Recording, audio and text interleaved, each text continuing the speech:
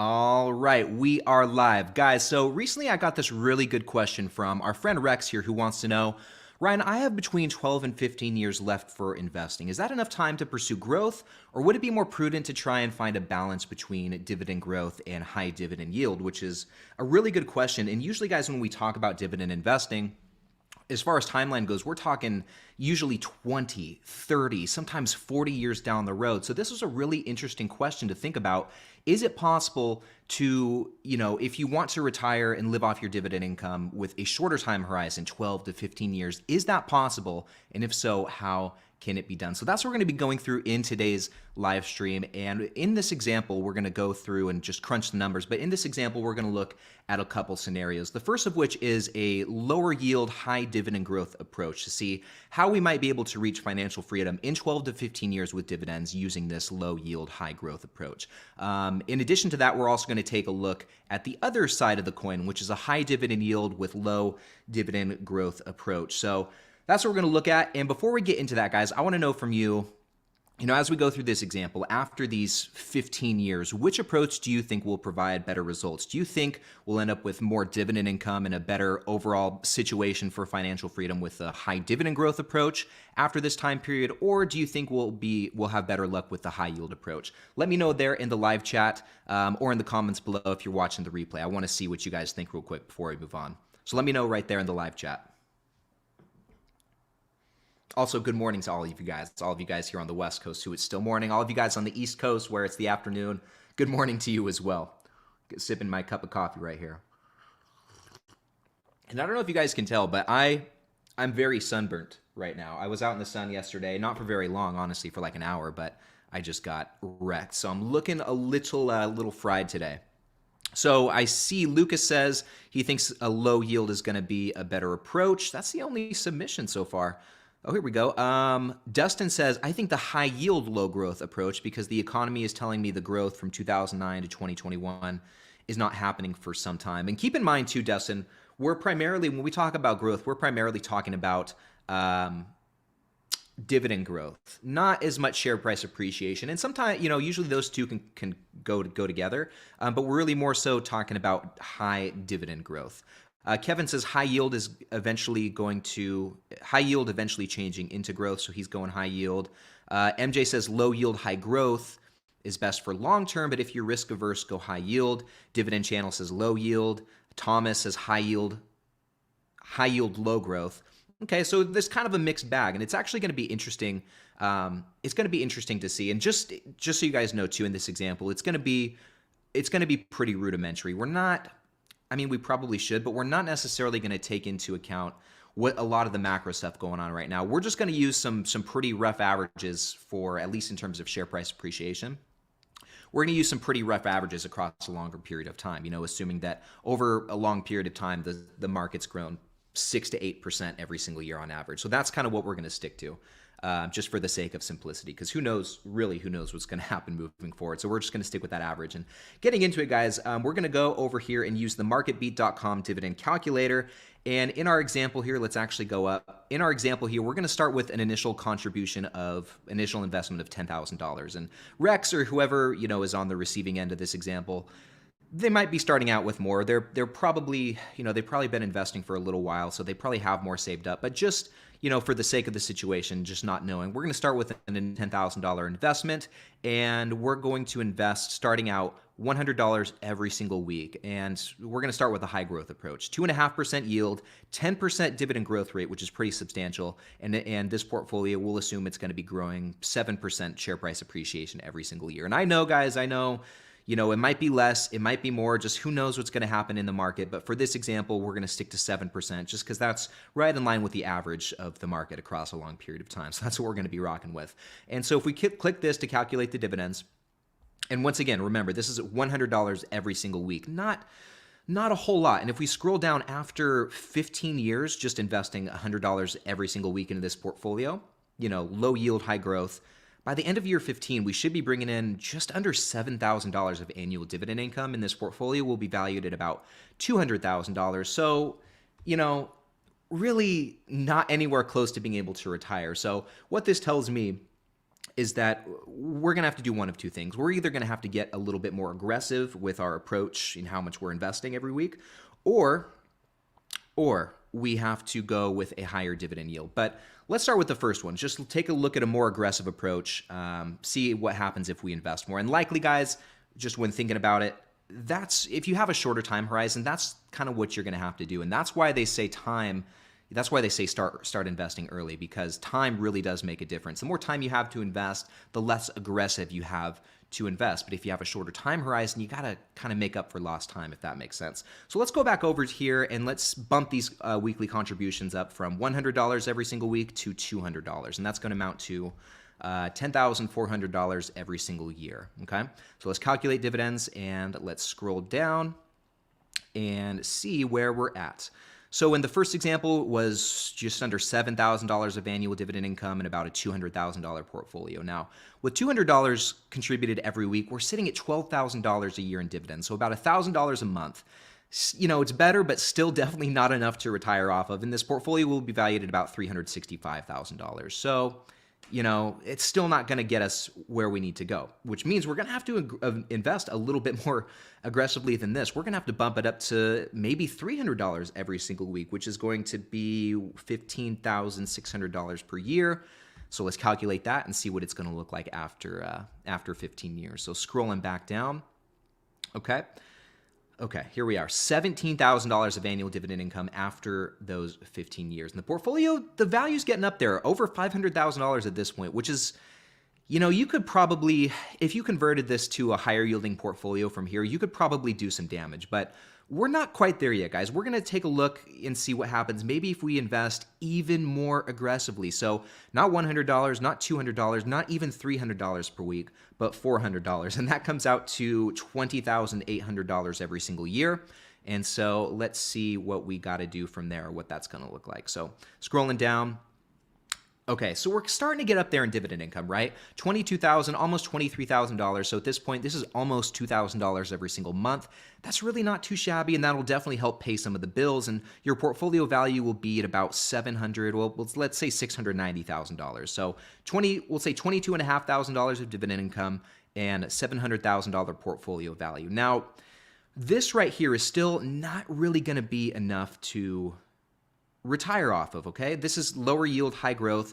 Let's switch gears and see maybe if we invested the same amount, you know, $400 every single week into a higher yielding portfolio. Let's see maybe what that will look like just in terms of income. So in this example, we're going to use like a 7% starting yield, which is possible if you invest in some BDCs, some closed-end funds, some covered call ETFs. There's ways that you can get the 7% yield, but with that is not going to come a lot of dividend growth, if any. We're going to account for maybe a 1% dividend growth rate, and then share price growth probably won't be too extravagant either. Let's say, I want to say 3%, but just to be a little bit more conservative, let's say 2%. And then let's bump this dividend tax rate up to 20%, a little bit higher just because a lot of these higher yielding stocks, they're not usually qualified dividends, so you're going to be taxed a little bit more. And let's calculate the dividends and see what that's going to look like. So going down after 15 years, where were we at? We were at 20, help me out, guys. It was just under $2,000 a month in dividends, right? So it was about $22,500, I think it was. So with the higher yielding portfolio, you're generating a lot more dividend income in the same amount of time. Same contribution, same starting point, just higher yield. You'll be bringing in $31,500 and your portfolio will be valued at $561,000. So the value of your portfolio is pretty similar.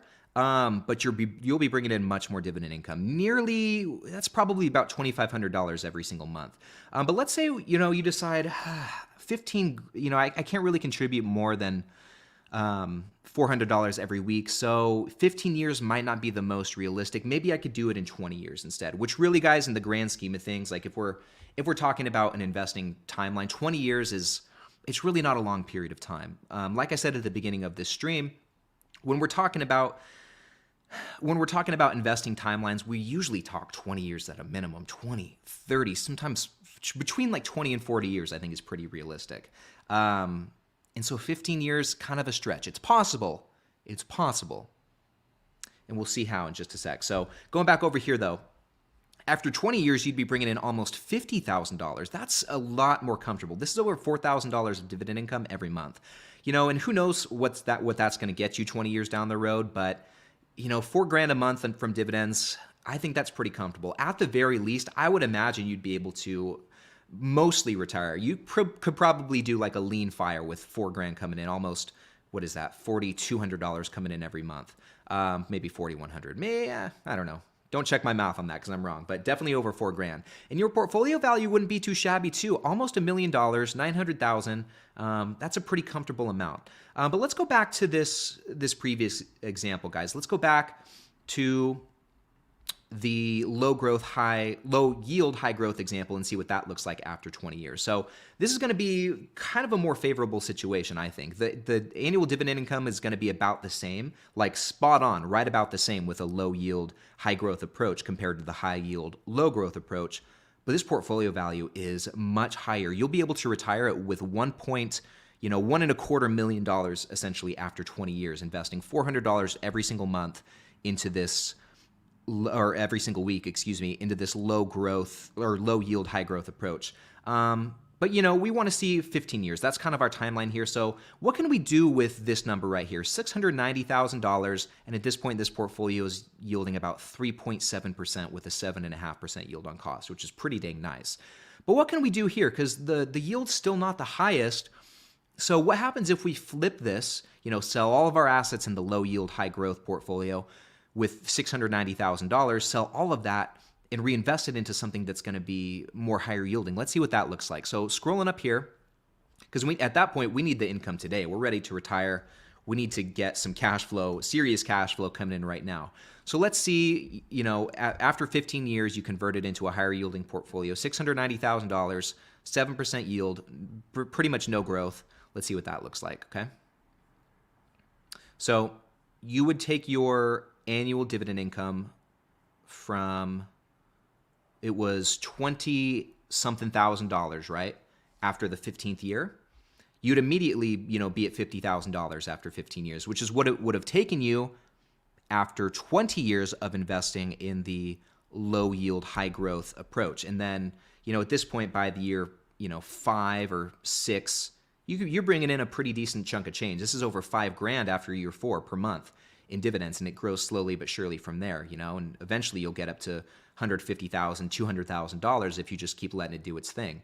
But this is also with dividends reinvested, so maybe this isn't the most accurate. But going back actually to this high growth approach, guys, if you just stuck with it after those 15 years, it was 22,000. If you just stuck with it after 20 years, we already covered this, 1.2 million, about $50,000 dividend income. If you just kept letting that do its thing, look how exponential the growth is. So across a longer period of time, even though you might be able to get to a point where you're living off dividends in 15 years or 20 years, you'll be better off in the long run still by going with a higher growth approach, because that dividend growth is just going to keep happening. It's going to keep compounding. That dividend snowball is going to continue growing at a faster rate than if you were to go with the higher yield approach. So it just depends, I guess, what's important to you. If you're like, I don't care about that, I'm ready to go in 15 years, I want it done, then what you're probably going to want to do is invest pretty aggressively in a low yield, high growth approach. So when you get to that point where you're ready to retire, then maybe flip that into something higher yielding. And like I said earlier, guys, it's not going to be easy. This is not going to be an easy journey. I think it's at least for me personally, it would be no small feat to invest $400 every week into a portfolio, let alone, some of you guys could probably do upwards of $500, $600, $700, which is insane. And if you can get up to that level of contribution, you can definitely make that goal of reaching financial freedom happen sooner than later. So hopefully that makes sense. And I know this was kind of a rudimentary example. The tax rate might be a little bit off. The market might not grow as much as it does in this example. This is all hypothetical. This is all just to lay the cards out and see where they fall and see what might happen based on whatever inputs we use. So, but it's all going to be worth it, I think. If you're able to do something like that if you're able to do that for 12, 15 years, you're going to put yourself in such a great financial position. And like I said, it won't be easy, but I do think it will. Definitely do think it'd be worth it. And, it's necessary. If you want to retire in that timeline, you have to do it that way, because you don't have as much time to let the dividend snowball compound in its own. So you kind of got to force its hand a little bit, and you do that by increasing the input on your end, increasing the contribution. So anyway, that's my spiel, guys. And with that, I want to put it back on you and ask you, in how many years, let's go back over here. In how many years do you plan to retire and live off dividends? What does your timeline look like? Are you looking, 10 to 15 years? Are you looking 15 to 25 years, 25 to 30 years, maybe 30 years plus? What does your investment horizon, your retirement horizon look like? Let me know in the live chat. And also let me know in the comments below if you're watching the replay. I'd be really curious to hear from you guys. Me personally, and I'll put some up on the screen here in just a moment. Me personally, I'm really hoping to be able to bust this out in, I think I'd be lucky in 20 years or so. And at this point, I could, if I'm going to get there, I'm going to need to increase my contributions, just keeping it honest. And that will come over time. Like, I don't doubt that there will be a point where I'll be able to do $300, $400, $500 a week. I just got to keep working at it, keep increasing my income, and not let that, what do they call it, the lifestyle inflation get to me. You know what I mean? So that's kind of my goal, and I want to hear from you guys what's going on there. So let's see. Go back over here.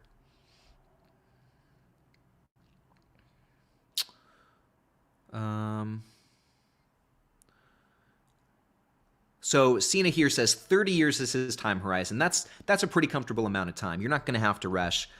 You'll be in a good spot, man, if you just invest and let it do its thing. 20 plus years, that's also not too shabby. Knowledge Seeker, investment time horizon is 10 years. That is right around the corner, my friend. Frank here says 25 years. I see Brijesh, I hope I pronounced your name right, 15 years. Dominique with the shortest time horizon so far, 14 months. She is ready to get out of there and live off her dividends. That's incredible. Let's see here. Michael says 25 years. Mikal?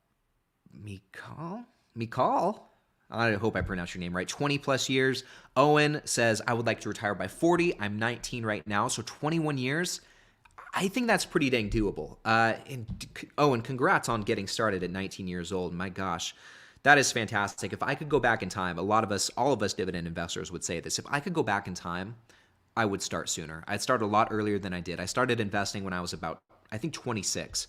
But my goodness, if I could go back to when I was 16 years old getting my first job, I would take as much of that paycheck as I could and just put it into my portfolio. It's crazy to think about too, like if you could go back in time and do that, it's crazy to think how different your portfolio would look like today, Coulda, shoulda, woulda. Dividend channel's looking at 10 years. That's fantastic. EZ is crushing it. I am investing $100K a year for 15 years. Oh my gosh. That's crazy. You are going to have quite the portfolio, my friend, after those 15 years. Good job. Chris says he's almost 48, would like to retire in 14 years, so 62. Chris also says 10 years here. Frank, before I turn 60. Lucas, 30 years. Paul, 12 for me. Craig here, this is a pretty short time horizon too. I want to retire in 5 to 10 years and have a hybrid portfolio. That's great. That's really good, guys. That is great. Let's see here. What else? And I apologize, guys. I know I skipped over quite a bit of comments as I was going through the spiel. So if you guys had any specific questions for me, if you wouldn't mind just dropping them again in the live chat, I'd love to pull them up and start going through some Q&A. And you guys are still responding. I see 25 years for Shamir. Nick's got 30 years. About 30 years unless I start making a lot more. Yeah. Yeah. And that can really change things. If you can work on increasing your income to contribute, and I know it's easier said than done, but if you can do that, if you can find a way to make that happen and just increase the extra or contribute the extra to your portfolio, it's like that's really going to shave some years off of your investment timeline. It's great. Dan here says 15 years and I'm out.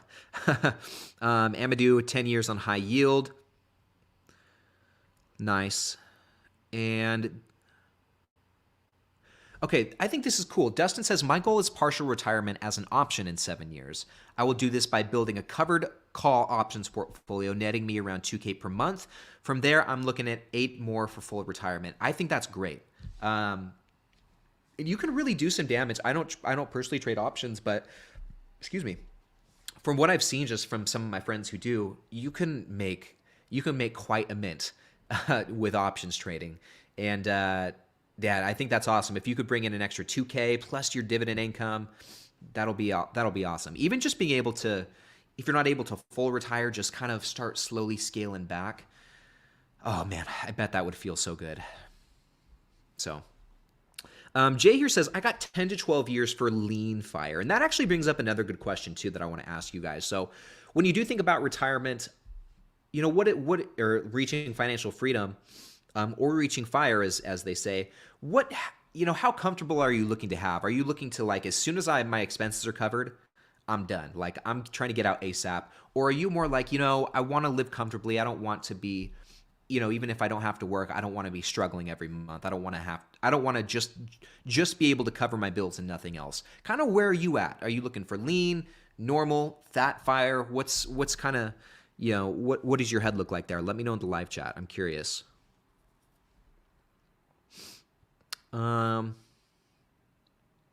So Jack here says, actually, let's go to Jose. Jose, about 10 years for now for me. That's great. Jack says 25 years, probably possible. I think so. And the crazy thing about Jack, for those of you guys who don't know, and Jack, correct me if I'm wrong, he's either somewhere between 15 and 17 years old. So, dude, you're retiring 40 to 43 years old. That's crazy, man. And also, Jack has a YouTube channel where he shares his investment journey, talks about dividend stocks too. So you guys definitely go check that out and show him some love there.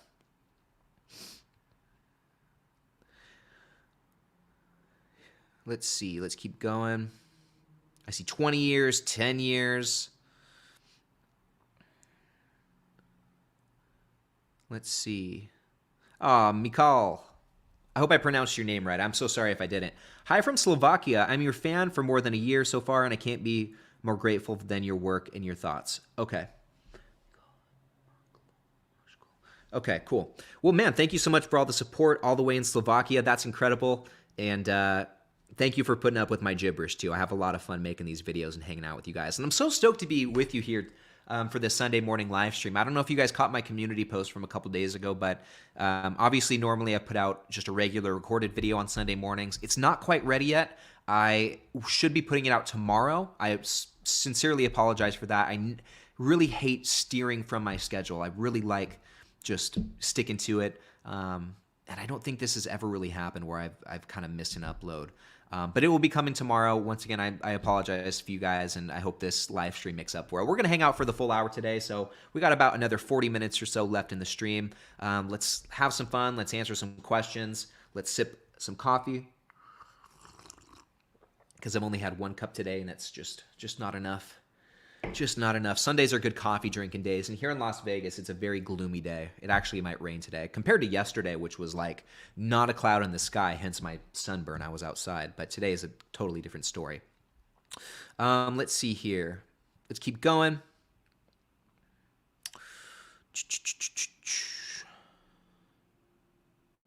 Let's see here. Professor G in the building. All I know is I'll be set up financially strong, learning from what my boy Ryan has to say. Yeah, right, dude. Like, financially, I look up to you big time, man. Nolan, you guys, he's crushing it. He's absolutely crushing it. So, man, I look up to you, and I'm stoked to chat with you. I'm going to be chatting with Nolan here in about an hour or so, and we're going to be putting out a video together on his channel pretty soon, so you guys stay tuned for that. I'll definitely keep you posted on when that goes out. Let's see. Thomas here. I'm 36. Right now I'm doing a core/satellite portfolio based on more growth for now, which for those of you guys who don't know, core satellite, it's basically like core positions, a few bigger positions that you have a higher weighting in your portfolio, and then some other smaller positions around that. Those are the satellite positions, kind of like the more supportive positions to the main ones. It's all on my Roth. We'll convert to a more high dividend yield later on, but right now I'm at a 2.25% yield. Okay, cool. Luis, I'm targeting to reach lean fire by mid-2027. Dude, that's incredible. So that's 4 more years. That's going to go by in the blink of an eye. Good for you, my friend. James says, 5 to 10 years, but I want enough dividend income to cover monthly bills. I enjoy being busy. And I totally get that too. And we talk about this on this channel here and there, but when we talk about retiring, retiring early, it's not just to, and this is well covered territory, it's not just to sit around and watch Netflix all day and, read, I don't know. It's not just to sit around, but it's really just being able to have work be optional and to have the freedom to come and go and do what you please and not be set to any sort of strict schedule that and you have to answer to anyone. That's really what reaching financial freedom is all about and retiring. And so, James, I'm right there with you. I enjoy being busy too. And yeah, it's just, I'll tell you guys what too. Like just, and I would recommend this for anyone too. Anyone who's ever thought about starting a YouTube channel or a podcast or a blog or whatever, I would highly recommend it. I'd highly recommend it because being able to just, I mean, you guys, if I can do this, you guys certainly can too. And you could start bringing in, even if it's not a lot of income, you could probably bring in starting out an extra few $100 every single month just from talking about what you're doing with your investments. And when it comes to reaching financial freedom and staying busy, this is a really fun way and it's a really good and it's a really positive way to do so. And I'm not going to shove this down your guys' throats. We'll keep moving on. But I just want to say, if you guys have ever thought about doing something like this, I'd highly recommend it. And if you guys ever have any questions about this stuff too, feel free to reach out to me. Feel free to shoot me an email, whatever. I'm more than happy to talk about it and let you bend my ear about it or bend your ear rather about it because I love talking about this stuff. So anyway, let's keep moving on. Yeah, Dan says, I need enough to move to a beach on the East Coast and drink plenty of margaritas. I hear you there, my friend. So, kind of an interesting story. Maybe not. So, I hadn't had alcohol probably since like the end of February. So, it'd been about 3 weeks or so. And it was one of our friends' birthdays the other night, and so we went out to dinner. And not gonna lie, had a few cocktails, had a couple margaritas, and yesterday, guys, my goodness gracious, it wrecked me. I really didn't even drink that much, but all yesterday I slept in. I felt sluggish. I went to the gym and worked out, but I was probably only able to do like 50% of what I normally could, and so I just felt just like blah, all day long. And I didn't realize how much of an impact that can have. And my sleep was terrible too. And I gotta say, like, as much as I love my margaritas, it feels good just to keep a clear mind and to stay focused and get a good night's sleep and wake up early and have energy throughout the day. Like, it's probably something I took for granted. Anyway, I don't know what the point of telling you guys. I don't know what the point was of telling you guys that. It just popped into my head. Okay, so regarding the lean fire, comfortable fire, whatever, I see some comments here. Like Cena here says, in my opinion, if you can pay some of your bills without work, that's a win there, even if you're not retired. Absolutely. Just being able to have that weight off your shoulders, I think, is so huge. And that's another thing too, like talking about stress, because a lot of us get financially stressed about the bills. It just seems like there's always something we have to pay money towards. And if we're able to have kind of a safety net from our dividend income, just maybe to not retire, but just to take a lot of that stress away. Oh my gosh, I think that can increase longevity more than we even realize and probably add years back to your life just by having that weight off your shoulders. Chris here says, not lean fire, he wants to be comfortable. He loves his job, which is great, man. Good for you. I don't mind going to work. I want to be able to travel, etc. That's kind of where I'm at too. I'm a pretty easy guy to please. Like, I don't really need much. As long as I can go to the gym, I have good food in my pantry, I got my cat and my lady, and I'm able to make these videos, I'm pretty happy. But outside of that, I'd also love to be able to travel more, and I'd love to, like, one of my lady and I, our favorite things is to go around, just, I don't know, here in Vegas, there's so many great places to eat. So we just love going out and trying different restaurants and eating out and stuff. We don't really spend money on a lot of crazy things, but that's kind of a fun thing that we do.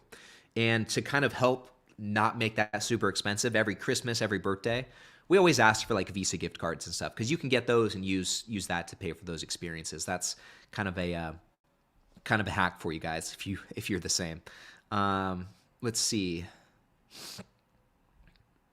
Frank here says, once I'm able to drop my current salary, I'm happy. Okay, so kind of a lean fire. Just get me out of there and I'm good. Lip Packers, expenses covered and just a little bit extra for fun. Very nice. And then Lucas here, mid-fire, not fat, not lean, yearly trips perhaps. I think that's a pretty good balance. Yeah, okay. Miguel says, my time horizon is to have another income that covers my expenses ASAP without needing to use it, but to reinvest all until I need to use it. Okay, that makes sense. Let's see here.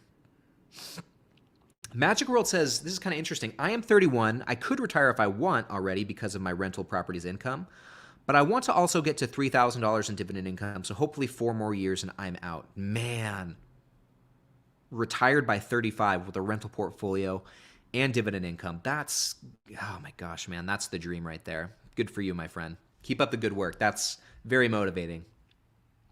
Let's keep going. Oh, this is cool. I actually was going to ask you guys about this too. So Dominique says, I'm moving to Mexico for 1 year, then Vietnam/Thailand. Much lower cost of living. I can't retire in Canada before 10 years. Geo arbitrage is something that's very, very interesting to me. And I've actually looked into, I looked into moving to Mexico just for fun, just to see what the costs are and stuff like that. And it's pretty dang affordable, or it can be. And I know that there's communities popping up that primarily consist of basically people who are moving there to do the geo arbitrage. There's a lot of Americans who move to Mexico. In fact, I watched this one video a while ago. I think it was from CNBC, and they basically talked about one of these communities I'm talking about, where people just move across the border just to benefit from lower cost of living. And what they do is they live like right across the border in Baja California, just south of California in Mexico. And they live so close to the border that they can just walk across. And a lot of them walk across the border to come to work every single day. And it sounds like kind of a mission, but apparently it's like not bad at all. It's like maybe a 15-minute commute for them to get into like San Diego or something like that. And so, I don't know, that seems to be an interesting way to go. And these communities look really dang nice. I've even looked at like Puerto Rico and Costa Rica, which I know are also pretty popular places for people to do geo arbitrage. I have not looked into Thailand or Vietnam, but I know that those are pretty cheap as well. Another place, this is a very popular place now, is Bali in Indonesia. A lot of people, especially a lot of creators, they'll move to somewhere like Bali because it's just so cheap to live. I don't know. I don't know. I think the idea is fun. I'm kind of far from my family right now in Vegas because they're all in California, but that would be tough. That'd be a big decision. But Dominique, good for you. Like if that's gonna let you retire in 10 years sooner, then that's great. Very good. Nick says, my hobbies are too expensive to retire early. Nick, what are your hobbies? I'm curious to know.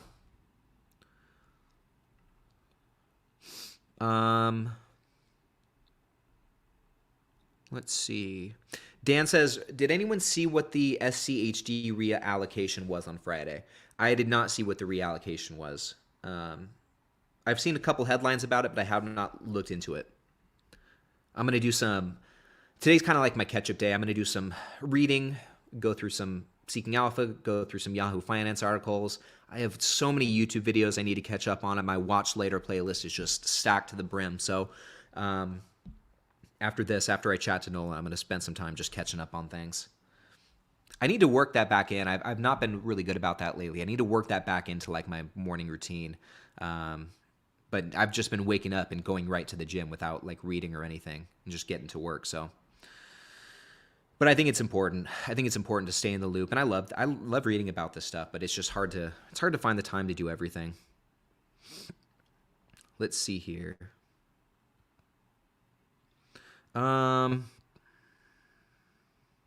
This is a good question, guys. Pizza wants to know, and Pizza's a young guy too. Is it better to pay off student loans or invest first? And I think there's going to be different schools of thought on this. Some people will say, invest, just get started while you can.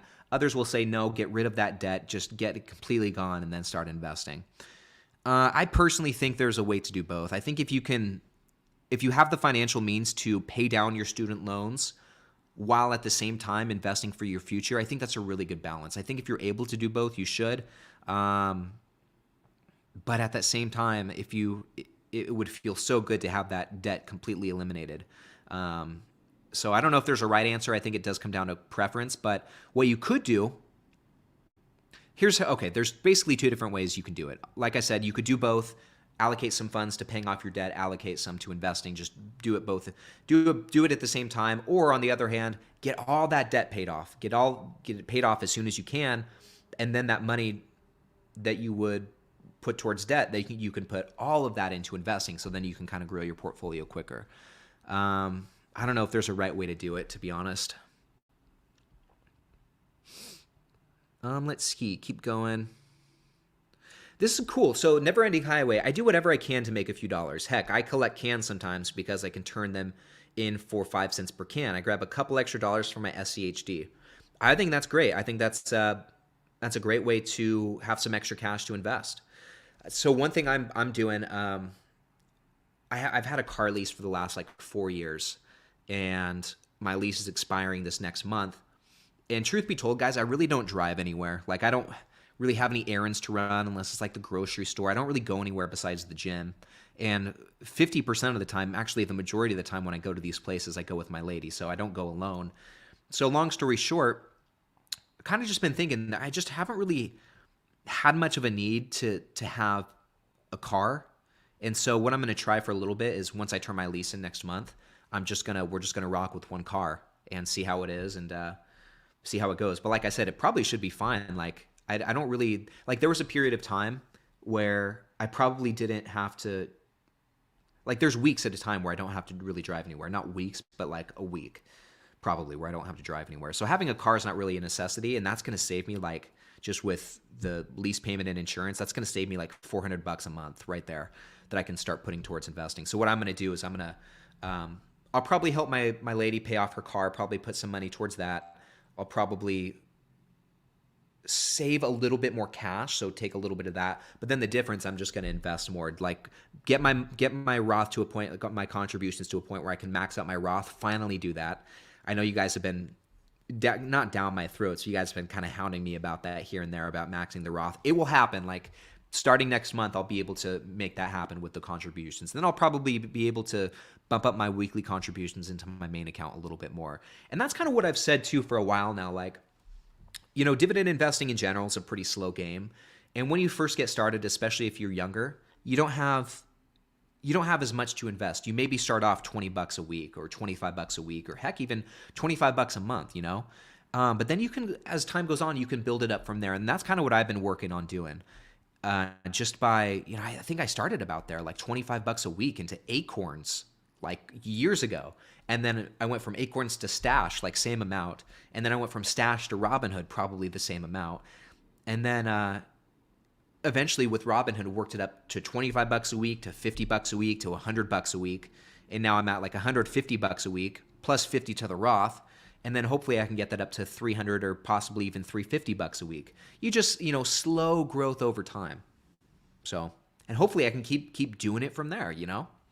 So anyway, and then Easy here says, going back to what I was talking about with margaritas and stuff, alcohol is such a terrible thing for your body. It is, you know, it's really not the best thing. I don't think, you know, I think every once in a while it's, you know, I don't know, it's something special. But I know for me personally, like, I've made a thing about having margaritas on the Dividend Happy Hour, and I really enjoy doing that. It's a lot of fun. But at the same time, you know, after having some time away from it, I feel really good. And I feel just overall sharper, which is such an obvious statement, just without it. And so I think, you know, maybe I just switch up my rule of thumb, my kind of MO with the margaritas and stuff, and not, you know, once or twice or 3 times a week if I'm feeling froggy, but, you know, every once in a while, it's kind of a nice treat. And what I might do, because like I said, I really love margaritas. I think I might just skip the sauce and make some virgin margaritas, some virgin cocktails to bring to the Dividend Happy Hour, because I think that's a fun thing. So anyway, and one thing I want to do too, this is like way down the road, I think it'd be so fun to come out with like a cocktail recipe book at some point. So who knows? Maybe I'll make that happen at some point. But I already have a name for it and everything. I already have a couple recipes written down, and so who knows? Maybe at some point I'll put that together. I think that'd be fun. So yeah, and Lucas says, "Welcome to getting older." Yeah, man, you said it best. And I'm not even old. Like I'm 29 years old. That's really not old at all. But I'll tell you what, like I do feel very geriatric. I live a pretty geriatric life. Like I'm usually asleep. Last night I went to bed at like 10, but that's late for me. I'm usually asleep between like 8:30 and 9. 8:30 and 9:15 to be honest, and I'm usually up pretty early too, between 5 and 5:30. But you know those nights where it's like later nights or you're drinking, it's like god, I'll sleep until like 7 or 7:30, and I say sleeping in, that's still really not that late. But when you're used to waking up super early, like 5:30, it seems like you've slept your whole day away by the time it's already 7 or 7:30, and it feels so good getting up earlier. And this is how I think about it too. Like if the average person wakes up at about 7, which it might be between 6:30 and 7:30, I think 7's pretty average. You know, if you're able to get up at 5 instead of 7, you're getting an extra 2 hours per day. Across an entire week, that's an extra 14 hours. That's over half a day back just from waking up 2 hours earlier. So anyway, that's kind of how I think about it, and that's why I try and wake up early. Let's keep going.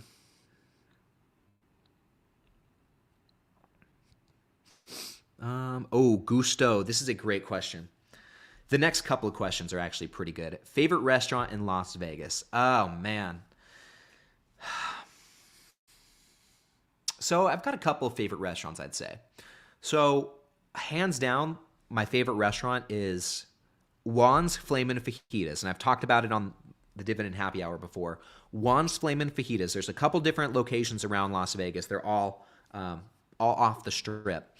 But oh my goodness, it is like the best Mexican food I've ever had. It is so freaking good. Chips and salsa, top notch. And they've got this really spicy habanero salsa that's got really good flavor. And the chips are great too. Fajitas, don't even forget about it. Like, they are flaming. They're literally flaming. They set them on fire when they bring it to your table, but they're flaming hot. They are flaming good. So highly recommend Juan's Flamin' Fajitas. And the Bellagio, another place that I really like to go is this, it's for like breakfast or brunch, Sidel's. Really good food. It's a little bit pricey, but super good restaurant. I'd highly recommend Sidel's. What's another place? This isn't necessarily a restaurant, but kind of I guess a bar. So like, there's this place called Beer Park that's right by the Paris Hotel. And it's like a rooftop patio, outdoor, like sports bar type place, but it's really cool. Really like going to Beer Park. What else? And there's 2 more places. One of them is another off-strip place. They've got a handful of locations across the city, but Brooklyn's Best Pizza. It's like, they've got this, they call it Grandma's Pizza or Grandma's Pie or something like that. And it's this big deep dish. And it's just so freaking good. Oh my gosh. There's one more place too, but I am trying to remember.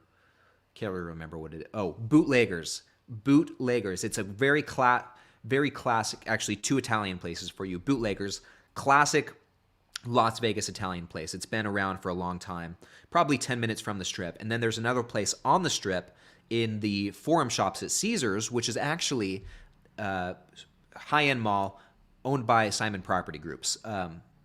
Forum Shops, and I also think the Crystal Shops at the Aria Hotel are owned by Simon Property Group, SPG. So kind of a fun fact.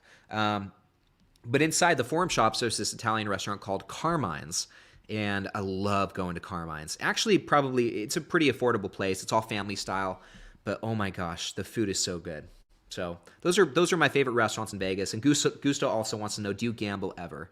Not really. Like, I just think if I'm going to spend, if I'm going to spend any money doing anything like that, I'd rather just put it into more dividend stocks. And it's just not fun for me. Like, even, you know, maybe every once in a while I'll put $20 on the roulette table or something, but or blackjack, either or. But if I lose it, like even just losing $20, it ruins the whole thing for me. It just doesn't feel good.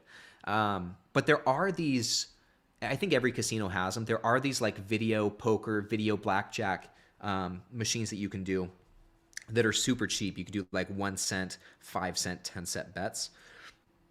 So I like doing that. Just put in, like I put in a couple weeks ago, I put in $3 and I was there for probably just like 30 minutes, 40 minutes, just hanging out. I mean, I lost $3, but it was fun. So I don't mind doing it like that when it's super cheap and there's not a lot of money at stake. But no, you won't find me spending a lot of time on the craps table or the roulette table or anything like that. I don't know. I just don't like putting my money. I just don't like doing that with my money. Sorry guys, I've got like a little bit of a runny nose. Let's see here.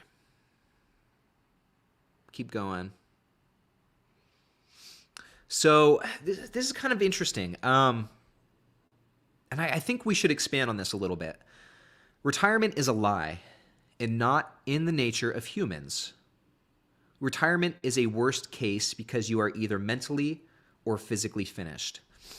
And this is actually kind of interesting. I want to show you guys something. So I don't know exactly what Halo is saying about retirement being a lie, but throughout life, and you guys can add to this too. I know you'll get this. Throughout life, and especially as we get older, I think it's pretty imperative to have things that you could put your energy into. Like, for example, my grandparents, they're getting pretty old. They're on my mom's side, both my grandparents are pretty close to 90. Like, my grandma's actually going to be 90 this year. And every day, I mean, she's been retired for a couple decades now. But every day she's got her crafts. She makes beads, she makes cards, she makes ornaments. She's got, something that she's working on. And my grandpa, he actually, so he has an insurance agency that my mom works for, but he still goes to the office. He'll still go into the office every single day, not for too long, just to kind of toot around. And he'll go in for a couple hours, few hours, hang out, check some emails, make some calls, and, work a little bit. But having something like that, is imperative because it keeps your mind going. And this is actually true. I learned this when it comes to weightlifting. If you don't use it, you lose it. So if you're not moving around, if you're not using your muscles, your body's not going to see a reason to hold on to them. So you'll lose muscle mass. If you aren't using your brain, if you aren't trying to stay sharp and stay mentally fit as well, you'll start deteriorating there too. And as we get older, like in some capacity, like it's inevitable, right? But you can mitigate those things by staying active physically and also having things to keep your mind sharp, like my grandma and her crafts or my grandpa and going to the office and still doing those things and having that routine. And, I also learned about this. There's this book that I read a while back. It's called Man's Search for Meaning by Viktor Frankl. And Viktor Frankl is a doctor. I think he's a psychiatrist or was a psychiatrist. And he lived through the Holocaust. He was actually in I think, Auschwitz. I think so. Doesn't say. But he was sent to one of the concentration camps along with his entire family. And one of the things that the whole premise of the book, and one of the things that he noticed, kind of the whole message behind it is, in his experience, just anecdotally, those who, I mean, there were obviously some very horrific things that happened during the Holocaust, but those that weren't sent to the gas chambers or whatever, I hate talking about this because it's so sad. But those who ended up dying of maybe like starvation or sickness or those sort of things, what he found was yes, they were sick and hungry and all this stuff, but one of the reasons, the main thing that kind of did them in was they just lost their will. They did not have a reason to keep going. They didn't have a reason to continue on. Whereas Dr. Frankl, he had his family. Like he had motivation to make it out alive and make it through the other side, to reunite with his family and make sure they were still alive, or at least find out one way or another what happened to him. And so he said that that's what carried him. That's what kept him alive throughout the Holocaust, and many others that he had around him. They had some sort of motivation to keep going. And that carried them through this extremely difficult time. And so just tie that back to everything else we said. If you, especially as you get older, you need to have something that keeps you going, whether it's family or friends or some sort of thing that gives you purpose, And if you have that, it can help. Like without that, like Halo said here, you just become mentally and physically finished, and that's really where you start to deteriorate. And then I'm probably oversimplifying this because there's other factors that play into all of that for sure, just that don't have to do with doing crafts or going to the office. But I thought that was interesting. It's good to have something that you're working towards. I mean, anything that that keeps you busy. And I think like Ron here said, well, he could retire at 41. The work he do is fine, and he feel like it gives him purpose. Retiring is fine if you pick up hobbies or other interests, but it can get boring fast. And, I know like my grandparents have friends that don't have things that keep them going. They just kind of sit around and don't really have much going on. And even friends of theirs who are like a decade younger, and it's like it's so interesting to see. And there's genetic things that can go into this too, but some of them just they're clearly just not as sharp or as capable of moving around and whatever as I see my grandparents are. So it's just very interesting. And that's another, going back to the YouTube thing, that's another reason I'm such a big proponent for anyone doing something like this, because it does give you, like, it's hard stuff, and it gives you a sense of purpose. It gives you something to work towards, and it really challenges you in many different ways. And it's fun too. Like, having something like this is just a really positive thing to get into, I think. And I'm so thankful that I have this, and hopefully can keep doing it for a long, long time. So anyway, enough of the spiel, enough of my tangent, I guess. Let's keep going on. We've got about 10 minutes more left in the live stream. I'm about 15 minutes behind in the chat, so I apologize. I'll try and get through these pretty quick. So, Lucas says, this is a good question. Have you read The Psychology of Money? I just started it a few days ago. I have not read The Psychology of Money, but that's on my reading list. I really want to read it. I know Harris started reading it, and he really enjoys it. So that's kind of next up. I mean, I don't know if you guys can. Yeah, I've got my Ben Franklin book right over there. I've still got about 200 something pages in that. And then I've got right here, I've got The Little Book of Valuation by Aswath Damodaran that I want to read. This is going to be a super easy read. It's only like the words are really big, and it's about 220 pages. So that, and then I don't know. I got some books I need to catch up on for sure. Let's see. Thomas here says, put a ring on it, Ryan. Guys, I was going to do some sort of like big announcement on this, but I actually already did. I actually put a ring on it last week and I don't know. I was planning on doing some sort of like official announcement on here with you guys, but we're on the subject. I might as well just spill the beans. So on the 9th, I believe, I think it was March 9th, I actually proposed. So it's done. The ring's on it. And let me see if I can't put a picture on the screen, but let me see if I can show you guys one on my phone real quick. I don't know if you can even see this. It's kind of blurry, right? Let me do this. See? You can kind of see the ring right there, right? So, yeah, that happened. That happened.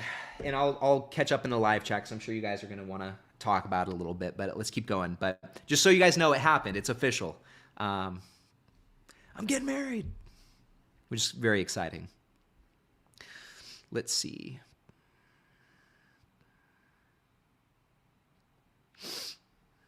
Oh, Lucas. So talking about insurance, I can actually get on her insurance. That's not a big deal.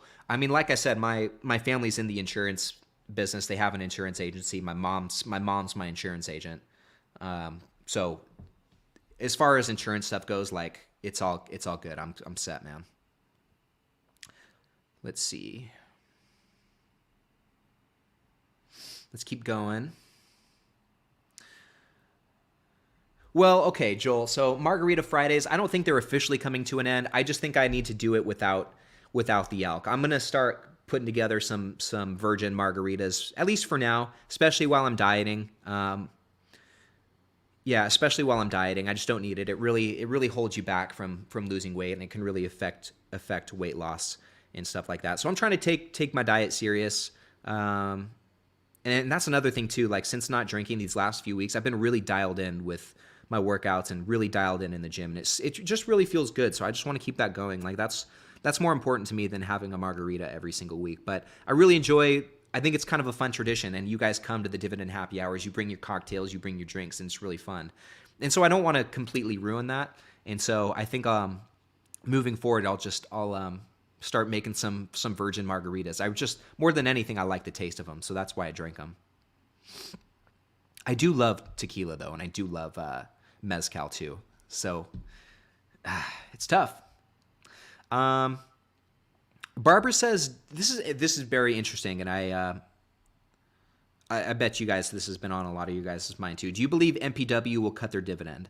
I don't know at this point. I really don't know. I've been trying to read up on this more and more, and I've seen some pretty mixed sentiment about MPW. Some saying that the dividend is still covered pretty well, and I've seen other things that say the dividend's not covered and it's not sustainable. So it's hard for me to say definitively at this point. It's hard for me to say at this point. I really hope they don't cut their dividend. But it's certainly up there right now. I think, what is it right now? Over 14%, which is insane. I think anytime that happens, you've got to tread lightly, I guess. Let's see.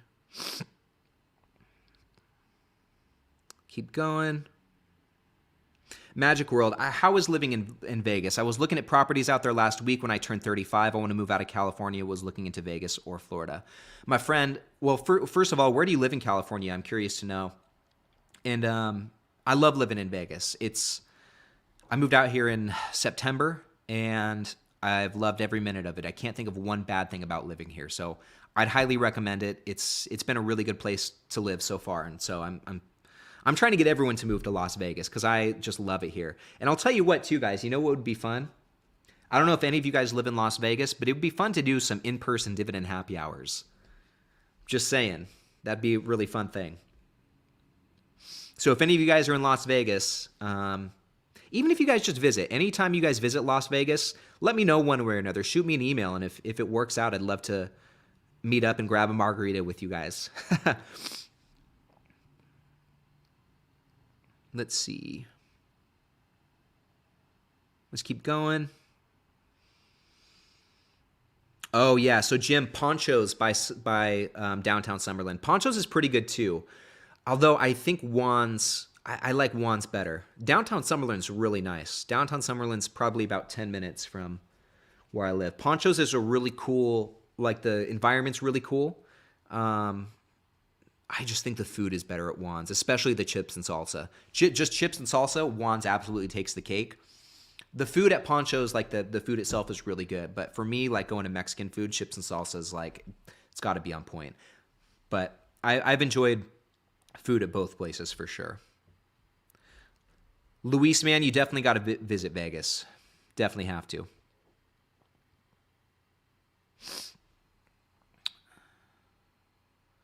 So Delbomb, you can invest more if you stop eating out so much. Well, to be honest though, Delbomb, like that's why, we really don't eat out that much if we don't have like the Visa gift cards and stuff. And that's why we ask for them every Christmas, every birthday, so we can have money to go out and eat. And usually when we go out to eat, like that's I'd say 95% of the time the Visa gift cards are paying for it. So it's really not out of pocket. I'm trying to be smart about it because I know it can be expensive.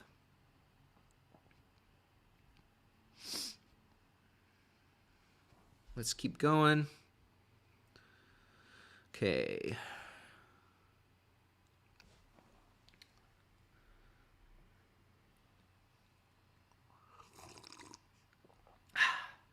Kingdom of Finance. Read every day. I want to live as long as Munger. I'm with you, man.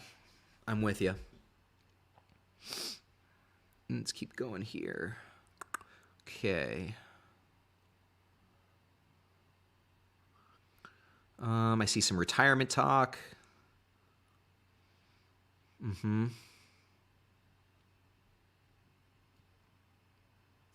Let's see. I'm a big food guy. You still... Okay, yeah, this is actually a good question. Do you still feel the same way... Do you still feel the same way about KRC? It's been declining quite a bit, but I haven't been able to do research. I still feel the same way about KRC, yeah. I think... from what I've seen... There's nothing like with MPW. We can see that there's some risks specific to MPW, things going on with the company that are causing some problems. But I don't see that with KRC. There are no red flags pertaining specifically to KRC that have really jumped out to me. It seems like KRC's been more affected by just some of the more macro stuff. I think what's been going on in the banking with the whole banking crisis, I think that's been having an impact on KRC. I think rising interest rates certainly have impacted KRC. Fears of a recession, general sentiment around office space, all of these things have impacted KRC. But I mean, they're still putting up really good numbers. The balance sheet's still looking really strong. I think just in the office space, they have somewhat of a competitive advantage just based their properties are all relatively newer and are highly amenitized, and so they're pretty desirable by people who still want office space. So I still feel really good about KRC. I bought some more this week. I would not be surprised if it keeps going down in the short term. But just as the company as a whole, I don't see anything inherently wrong with it. So I feel good. I feel good about buying KRC right now, even though it's coming down in share price. Oh, now we're at the engagement news. So thank you guys so much. I see all the congratulations. I really appreciate it, guys. And I'll tell you how I did it too. Louise says, "Are we all invited to the wedding?" You know what? Why the heck not? All 183 of you guys. Why not? A lot of congratulations. Thank you guys so much. I really appreciate that. Really appreciate that. It's been a long time coming. It's been 4 years, so it was about time. And I'll tell you what, too. Like, I did it very nonchalantly. So, but, you know, my girlfriend, or my fiance now, you know, she knew when I went to get the ring. She knew I was going to get it. She knew I was going to be leaving the house to go get the ring from the jeweler, and she knew I was going to be coming home with a ring that Thursday. And she was at home. She wasn't working. And so I go get the ring, and I'm just, you know, this whole time, too, ever since I kind of started putting the ring together and all that stuff and going through that, I've just been racking my brain thinking, how the heck am I going to propose? How am I going to do this? I do want it to be special, but at the same time, like, I don't want to do like a whole grand gesture, like do it at the Bellagio fountains when the water's going off, or do it at some restaurant. That's just not really our style. And I know that she doesn't want to do that too. She doesn't want the attention. She doesn't want to make it a whole thing. So I'm trying to think like what can I do that's like that fits kind of what makes sense for us, but also is special and also is, you know, something that's going to catch her off guard that she won't be expecting. I couldn't think of anything. I seriously couldn't. But anyway, long story short, I'm going to get that ring and I'm thinking, when the heck am I going to do this? Because I got to do it soon because I have it. I just don't want to sit on it. I want to do it. I'm excited to propose. I'm excited to move forward with this. And I have this ring, so I better get something going on. And so, long story short, guys, I come home after being with the jeweler, getting the ring, and I walk in and she's at home. She's in our kitchen, and she's not facing me. Like I said, she knows I'm coming home with the ring. She's not going to look at me because, you know, she told me when I walked in, yeah, I'm not going to look at you. I don't know if you want to go hide the ring. I don't know what you have planned, but I'm just not going to look at you so you can go hide it. And so, and this was very spontaneous. Honestly, guys, it was so in the moment. And so I told her, well, you know, here's the thing. Like, you know, I have the ring. I know I have the ring. The ring's here. Like, it's within 10 feet from you right now. So with that, like, what's the point in waiting? You know, it's here. You know, I have it. What's the point in waiting? And so I ended up just proposing to her right there in our kitchen. And it sounds kind of lame, maybe, but it ended up being like the perfect way to do it. So that's how it was done. Very cool. But anyway, let's keep going. Yeah, Lucas, did you get down on one knee at Chipotle?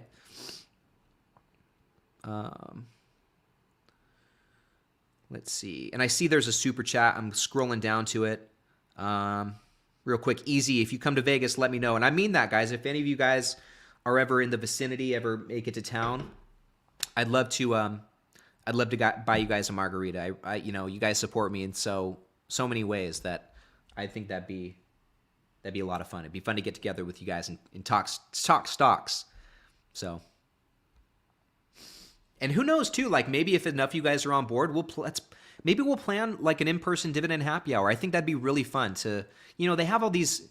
This kind of a mission to put together, but I think it'd be fun. They've got all these real estate conventions and all these get-togethers for real estate investing. There's nothing like that really for dividend investing, and I think Vegas would be a really fun place to do that. Just kind of make a weekend out of it. Have kind of an itinerary going.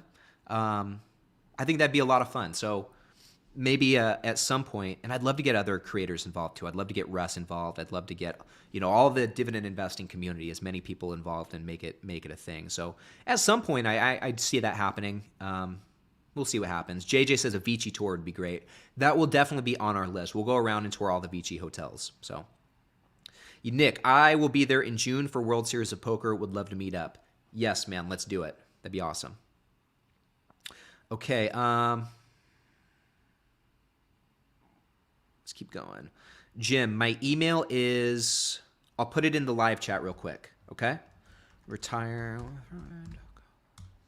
Okay, I put it in the live chat. That's my email right there. Feel free to shoot me an email.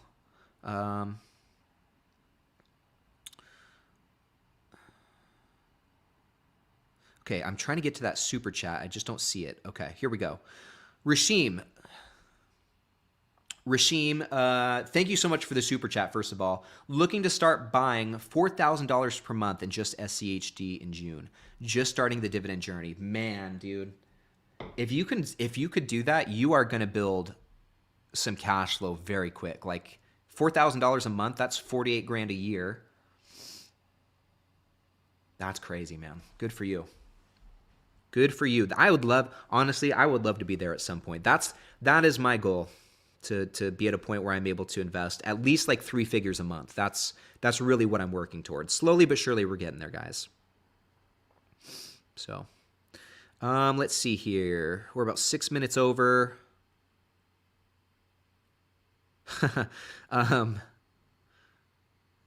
Yeah, Miguel says I'll let you know if I visit Vegas. An in-person dividend happy hour would be great.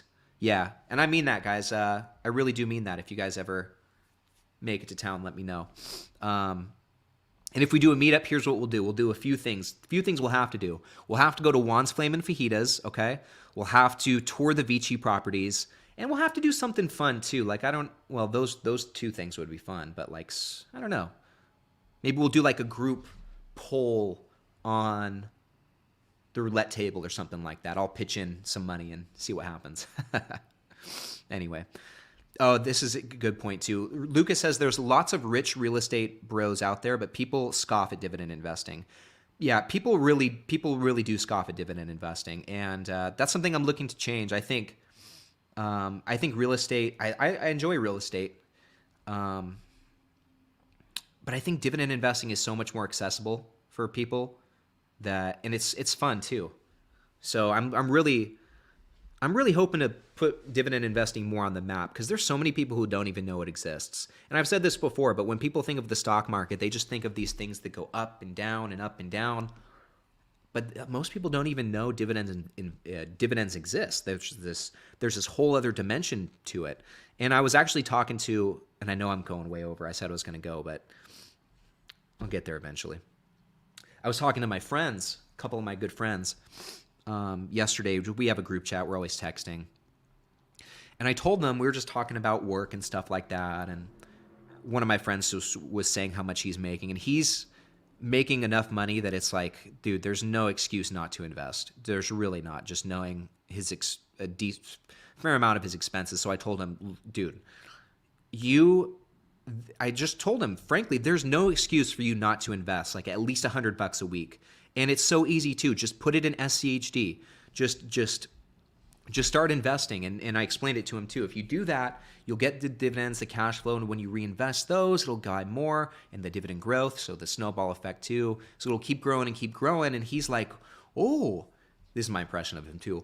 Oh, bro, that's pretty cool. Oh, I could probably invest like $1,000 a month into that. And I'm like, dude, you've got 1,000 extra bucks a month to invest and you've got that much money and you're not even doing like a fraction of that, dude. And so I'm trying to set my two friends up with, and they've got Robinhood portfolios, but they're really not active in them. And so I'm trying to set them up with like a good passive portfolio. And I told them you could just do automatic transfers. And I think within Robinhood, you can now set it up to make automatic purchases. So it's like you can do this without even having to lift a finger, So anyway, hopefully they follow through on it. I'm trying to stay on them. But that's what I was trying to say. Like most people just don't even know that dividend investing exists, and they don't know how easy it can actually be.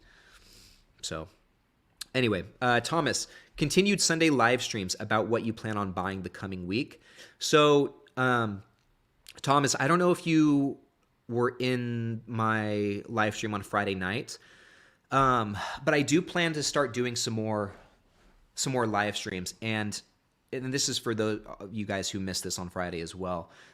In the next week, I'm actually going to work on this more today and try and get things finalized.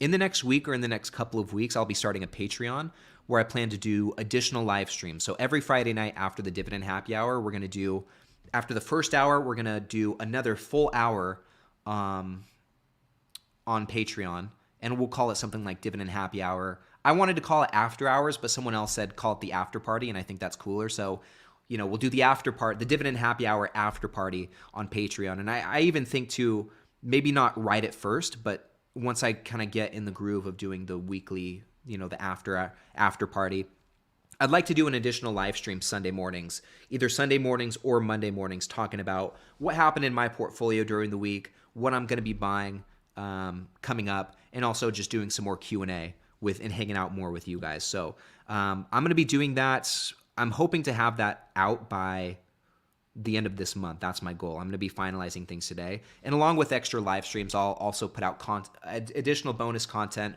more behind the scenes stuff. All of my recorded videos that go on YouTube, I'll put those out like a day early or a couple days early. So you'll get access to that when it won't have any ads. And then I'm also giving away not giving away, but with that, one of the offerings will be my stock analysis spreadsheet that I've been working on. I think I've showed it to you guys a couple of times. I'll just give you a quick glimpse of what that looks like real quick. So if we go here, this is my stock analyzer spreadsheet. You could basically plug it in. It'll plug in a ticker symbol right here. It'll load all this data with these graphs, and it'll even give you like an intrinsic value calculation, what the intrinsic value of the company you're looking for is. So that's something and I'll keep making updates to this too. This is only the first version, but this will also be, you can also get this through the Patreon when I put it out. So some exciting things coming ahead. And Pizza Pro, how can we chat in the Discord server? For some reason, I can't tell. So Pizza, if you join the Discord, the first page it'll take you to is the welcome page. Read the rules on the welcome page, and it'll tell you to click like a green checkbox just to confirm that you've read the rules. Once you click that green checkbox, you'll get access to all of the chats. Hopefully that makes sense. If you have any questions, if you have any issues, just shoot me an email. I'm happy to help you. So anyway, going back to Patreon though, that's what's going to be going on, and it'll be cheap too. Like it'll probably be just like a couple bucks a month, a few bucks a month. So I'm not trying to charge an arm and a leg just for live streams, but just being able to do that though, being able to do more stuff on Patreon and whatever. I mean, I do this full time now. This is now my living, and I want to keep that going, and I want to keep that growing. So I think this is a necessary step, and I also think it'll help me engage more with you guys as well, because fortunately, I think this is a good problem to have.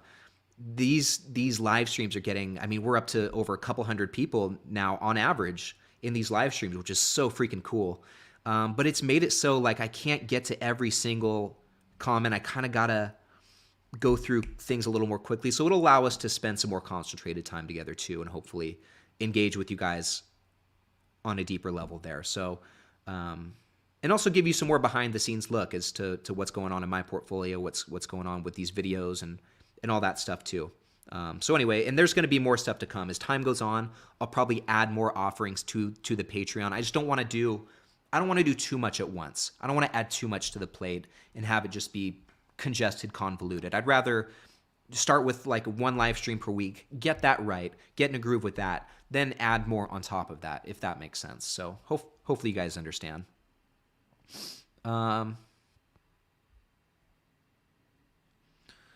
Let's see. Yes. Oh, Steve, great point. So Russ, Dapper Dividends, he goes live every Sunday as well. And he's going live here, I think at noon. So noon my time. So in about 45 minutes, I think Russ is going live. So guys, definitely check that out. I'm going to try and hop in that stream at least for a little bit to say what's up. So you guys definitely tune into Russ. Like I think I love watching his live streams. Every Sunday, whenever he does these live streams, I try to make it a point to go just go hop on the treadmill and walk, get some calories burning, and I'll put on the live stream and hang out in the live chat with you guys. So I'm talking to Nolan, Professor G in like 15 minutes. After that, I'm going to hop in and tune into Russ's live stream at noon. So I'll see you guys over there. I think this is a good place to wrap it up. I'll start with this couple last comments real quick. So TJG says, first time joining your live stream, liking it a lot so far. Man, thank you so much. I really appreciate you tuning in. It's a different vibe. It's a different feel than the recorded videos, as it should be. I'm always tripping over my words. You guys get to catch me, see me, live, raw, and uncut, which isn't always the prettiest thing, but it is what it is. So I appreciate you tuning into the live stream. Miguel, this YouTube channel could save a lot of people that have tried other ways of investing in the stock market and doesn't even know about dividend investing. You're doing great. Man, Miguel, thank you so much. I really appreciate that. So anyway, guys, this is a good place to wrap it up now officially. So thank you guys so much for tuning in to this live stream. I'm so sorry once again that I wasn't able to put out my normal Sunday video, but it will be going out sometime tomorrow. I promise you guys it will go out tomorrow, and it's going to be a good video too. I'm talking about 15 things that I wish I would have known before I started dividend investing. I mean, you learn so much just as you get going in this stuff, and there are a lot of things that I now know that I did not know and was not prepared for when I first got started. So I'm going to be talking about all of that in my video tomorrow. And moving forward, the schedule is still going to be the same. We got our Wednesday video coming up. We got the Friday dividend happy hour next week. We'll be back to Sunday videos next week as well. So you guys are seriously the best. Thank you so much for tuning in again. I hope you guys have a fantastic day. I will see you in Russ's live stream very soon in about 45 minutes. And I will also see you tomorrow in the video. So you guys have a great day. Thank you so much. I'll see you in the next one.